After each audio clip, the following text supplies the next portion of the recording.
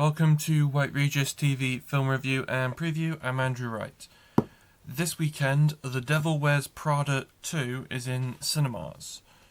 The film is a sequel to the 2006 film The Devil Wears Prada, which I've never seen, and stars Meryl Streep, Anne Hathaway, Emily Blunt, and Stanley Tucci, reprising their roles from the first film, and they are joined by Justin Theroux and Kenneth Branagh. The film revolves around Hathaway's Andy Sachs returning to her old fashion magazine, where her old boss, Streep's Miranda Priestley, is navigating a new media landscape, and they reconnect with Blunt's weirdly named Emily, who could help ensure the magazine's survival.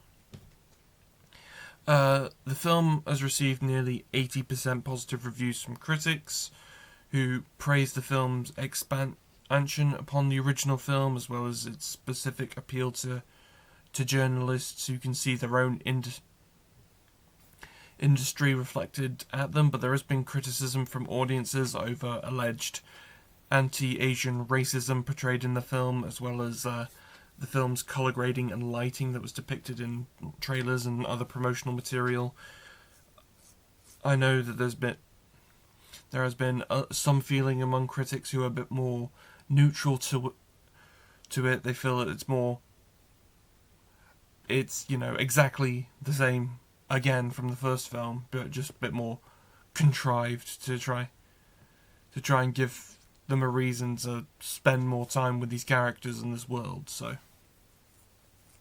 I've not seen the original film. I'm not going to see this film, so that's not my problem. But hey-ho. The Devil Wears Prada 2 is in cinemas now.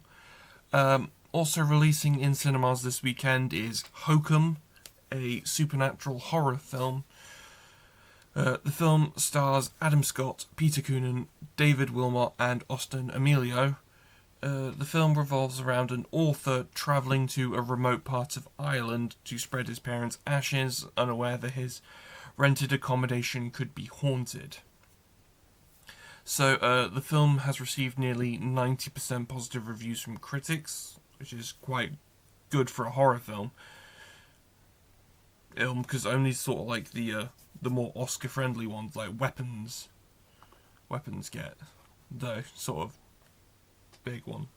But the critics are praising Hokum for the fact that, it's a haunted house story that's elevated by atmosphere, Irish folklore, and sort of shocks, as well as writing and directing. The film is from an Irish director. This is his third film.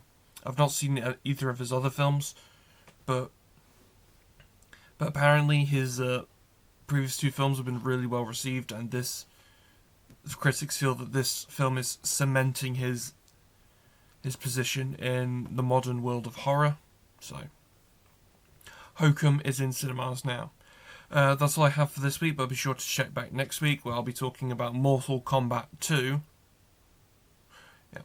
And The Sheep Detectives. I know The Sheep Detectives is previewing in cinemas this weekend, but because it goes out wide next weekend, I'll be talking about it next weekend. It would have been a different story if I was seeing it this weekend, and I do want to watch it at some point, because it does look like a bit of a funny idea for a film.